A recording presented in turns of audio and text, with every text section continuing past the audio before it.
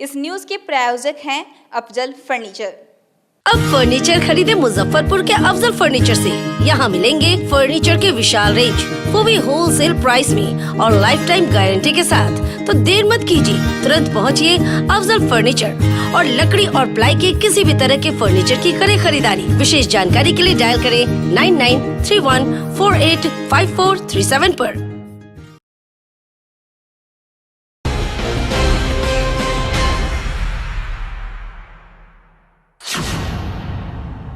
नमस्कार, day news में आप सभी तमाम दर्शकों का बहुत बहुत स्वागत है। मैं हूं आपके साथ अनामिका।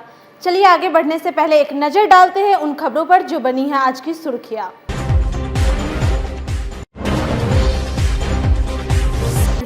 अपराधियों की गोली से घायल सरैया के छात्र की मौत, परिजनों का भड़का आक्रोश, मिलने पहुंचे पूर्व सांसद पप्पू यादव।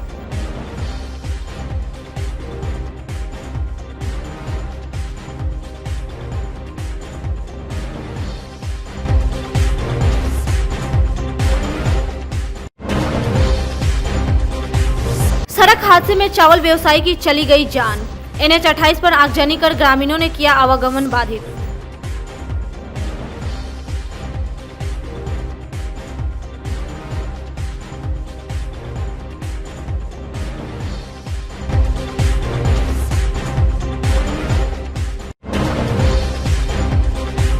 और कौवे की मौत से कांटी के पानापुर में सताने लगी है भय का माहौल, बर्ड फ्लू की आशंका।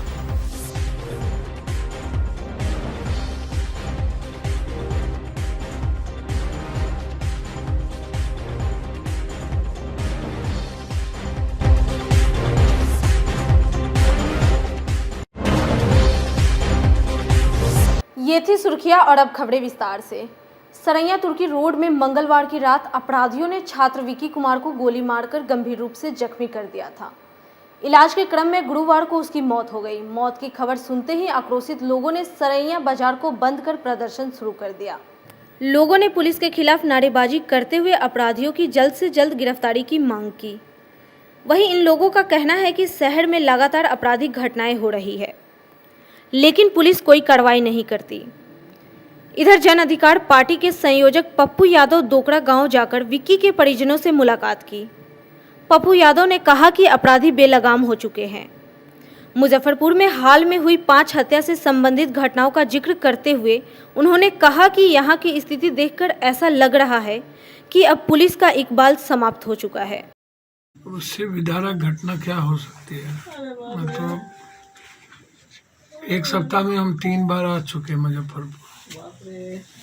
शाही की हत्या, अग्रवाल की हत्या, प्रभाकर झा की हत्या, दूसरे बार भीम आर्मी के अध्यक्ष की हत्या, ये तीसरे बार। तिलक था, बड़े बच्चे थे, घर की उम्मीदें थी, सपने थे, सब कुछ समाप्त। ना कोई डर है, ना कोई इकबाल है, कोई घर सुरक्षित है, कोई बच्ची सुरक्षित है। आपके बगल में मासूम बच्ची के साथ बलात्कार करके जिंदा जला दिया।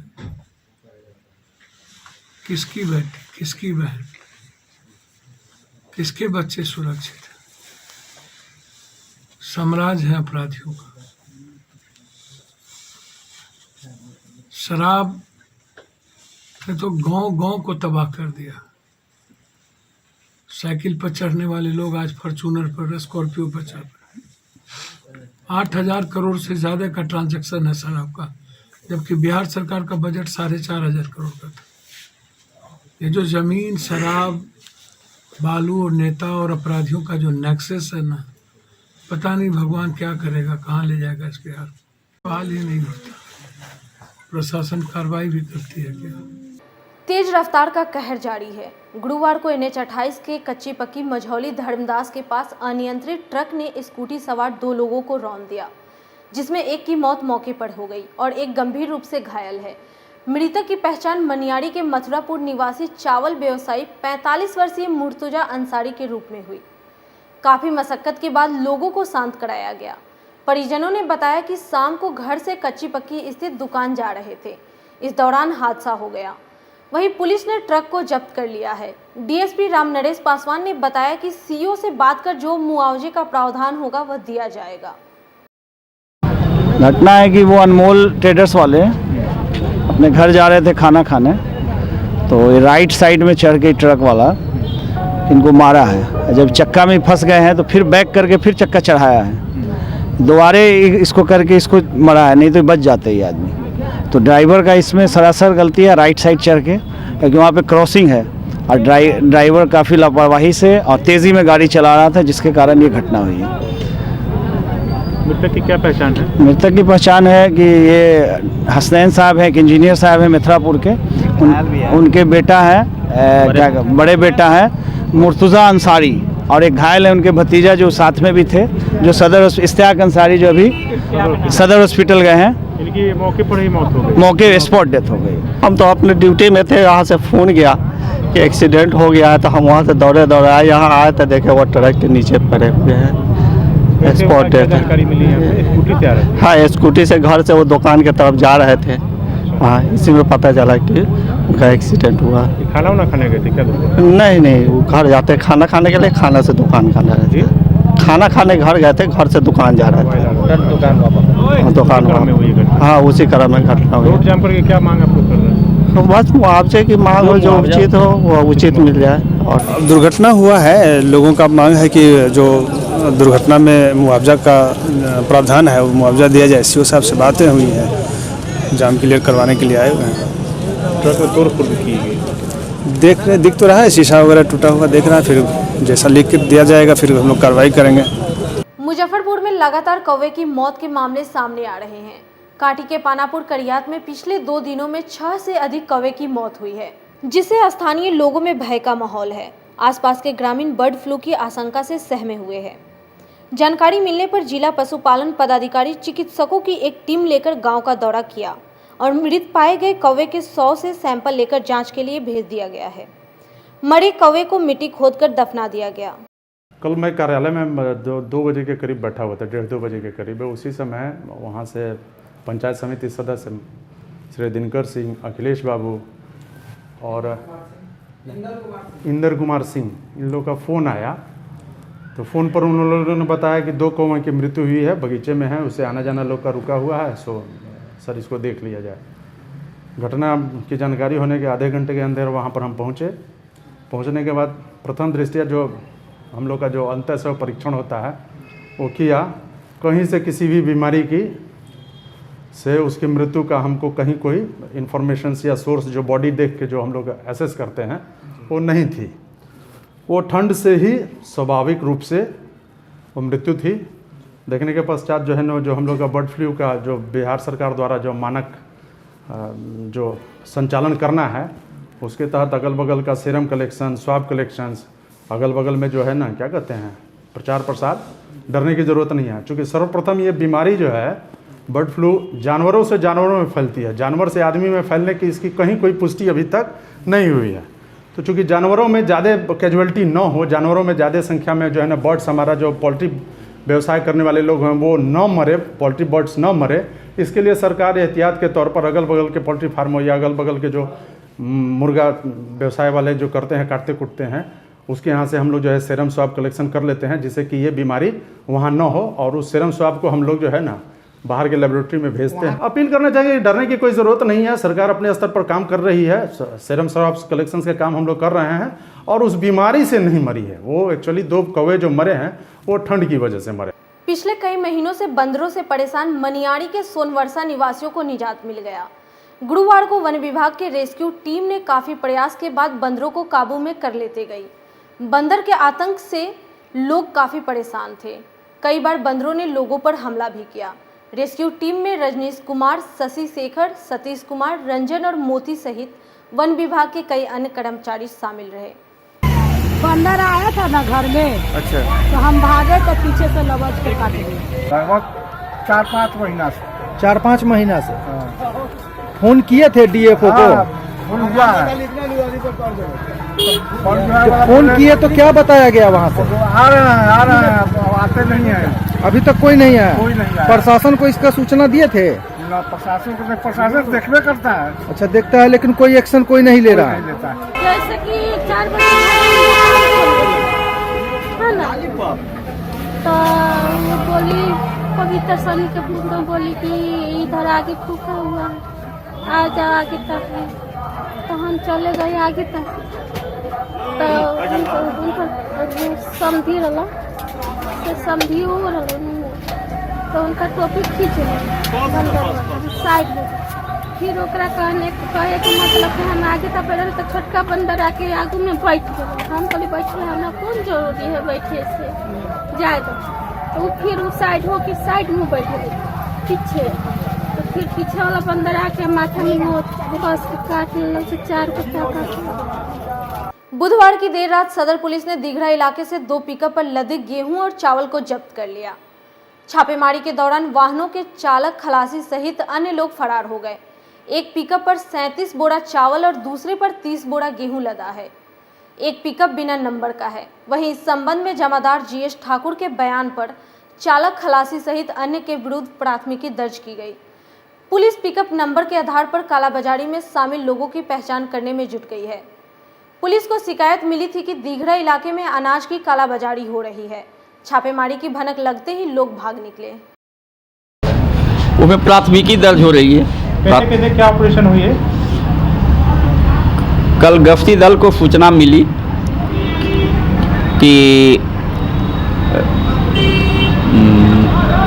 कि चावल के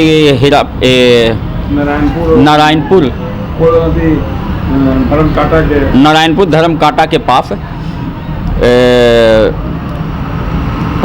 प्लास्टिक बिछा करके चावल के बोरे चावल और गेहूं के बोरे को उलट फेर किया जा रहा है, एक दूसरे बोरे में भरा जा रहा है और छोटे मिनी ट्रक पर, पिकअप वाहन पर उसको लोड किया जा रहा है। लेकिन इस सूचना पर पुलिस पदाधिकारी गए और गए तो पुलिस पदाधिकारी को देखते ही आसपास के लोग भागने लगे। पुलिस पदाधिकारी के द्वारा पीछा किया गया लेकिन वो लोग भागने में सफल हो गए। फिर 2 पिकअप वाहन पर चावल एवं गेहूं लदा हुआ और कुछ नीचे प्लास्टिक पर कुछ बोरा रखा हुआ, सबको पिकअप वाहन पर के सहित जब्त करके उसको कल थाना लाया गया रात में। ब्लैक मार्केटिंग किया जा रहा था क्या? हाँ, ये खदान की कालाबाजारी पूरी तरह से नजर सिद्ध हो रही है। ये कारोबारी की पहचान हुई है? कौन लोग हैं? ना, अभी पहचान नहीं हुई है, इस बारे में अनुसंधान जारी किया जाएगा। गुरुवार को समाहरणालय में आयोजित एनटीपीसी ग्राम विकास सलाहकार समिति की बैठक में थर्मल हो रहे नियुक्ति के मामले छाए रहे। विकास के लिए दिए जा रहे पैसों पर भी चर्चा की गई। बैठक में शामिल वैशाली सांसद वीणा देवी ने कहा कि प्लांट कांटी में है तो नौकरी भी स्थानीय लोगों को मिलनी चाहिए। जहां से इंजीनियर आते हैं वहीं से लेबर ले आते हैं। छाई कांटी से गिराया जाता है तो गंदा पानी निकल रहा है। ये लोग सुविधा हमारे मुजफ्फरपुर से ले रहे हैं तो नौकरी भी बाहरी को क्यों दे रहे हैं। एनटीपीसी के बैठक था, इस पर चर्चा किया गया है। जो वहाँ जो हमारे एनटीपीसी में जो 2% पैसा जो रखा जाता है जो विकास फंड के लिए, उसी से काम करने के लिए कहा गया है। कंबल गरीब के बीच बांटना चाहिए, उसके चापाकल है, जो भी सुविधा है, रोड नाला सभी बनना चाहिए। उससे जो हमारे ये लोग करते क्या है, बाहर के लेबर को बुला के काम देते हैं, हमारे काठी के लोग को काम नहीं देते हैं। मुजफ्फरपुर जिला के कोई लेबर जाए, चाहे कोई इंजीनियर पढ़ के आया और उसको जाना है, तो जब उसको दे, बाहर वाले के क्यों देंगे? ये लोग जहाँ से इंजीनियर आते हैं वहीं से ठेकेदार लेके आते हैं, वहीं से लेबर लेके आते हैं। छाई गिरता है हमारे काठी में, 5 किलोमीटर दूरी तक छाई इनका गिर रहा है, पानी का रिसाव हो रहा है, गंदा पानी निकल रहा है।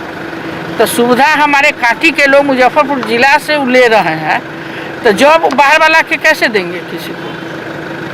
इसी बात पर लेकर कुछ आगे, हाँ, आगे सड़क निर्माण कराएंगे। बाउंड्री के लिए हम लोग अभी प्रस्ताव दिए हैं। जब हाई स्कूल सब बन गया, बच्ची सब पढ़ती है, उसमें बाउंड्री होना चाहिए। जहाँ रूम नहीं है वहाँ रूम बनवाएंगे, हॉस्पिटल मरम्मत करावे।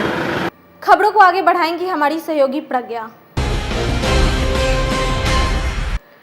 जिला अधिकारी प्रणव कुमार ने गुरुवार को अचानक समाहरणालय के विभिन्न कार्यालयों का निरीक्षण करने निकल पड़े। निरीक्षण करने के दौरान उन्होंने उपस्थित पंजियों की जांच की और अनुपस्थित रहने वाले कर्मियों से शोकॉज कर डाला। डीपीआरओ कमल सिंह ने बताया कि कार्यालय के रखरखाव और समस्याओं की जानकारी के लिए जिला अधिकारी ने निरीक्षण किया।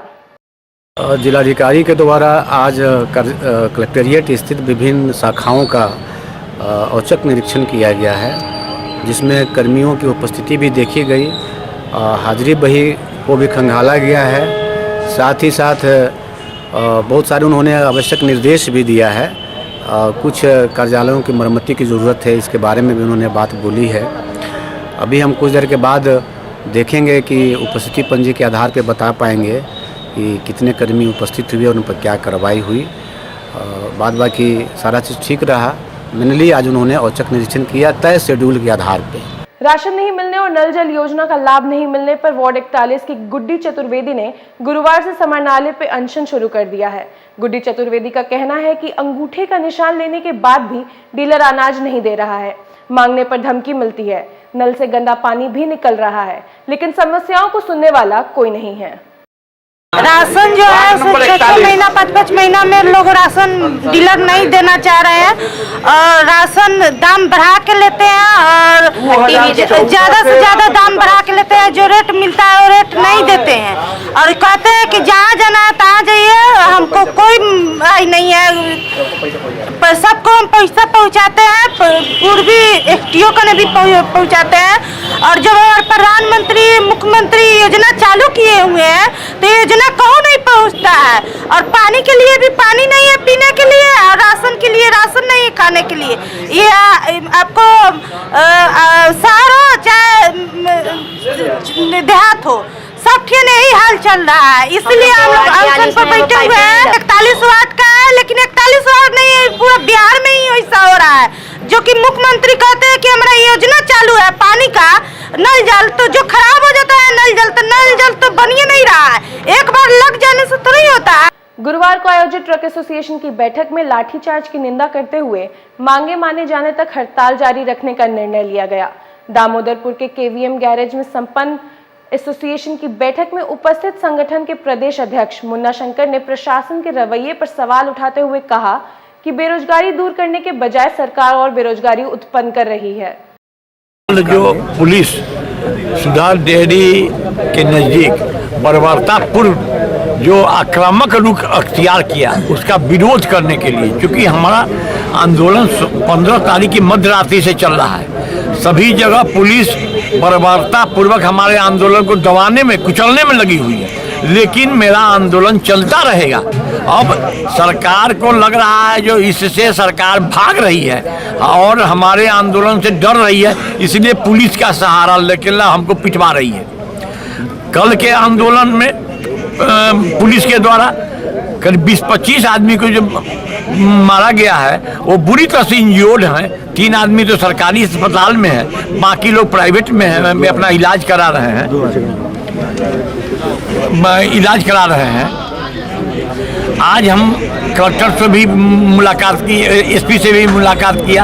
हमने कहा कि बर्बरतापूर्वक शांतिपूर्वक आंदोलन को दबाने की कोशिश न किया जाए, जबकि सुप्रीम कोर्ट ने कह दिया है तो शांतिपूर्वक आंदोलन करने का संविधान में सभी को अधिकार है, तो हमको अधिकार क्यों छीन रहे हैं? हम अपनी गाड़ियों को एक साइड से लगा रहे हैं तो क्यों हमारे पर 15-16 तारीख को हम पर लाठीचार्ज किए, कल भी लाठीचार्ज किए।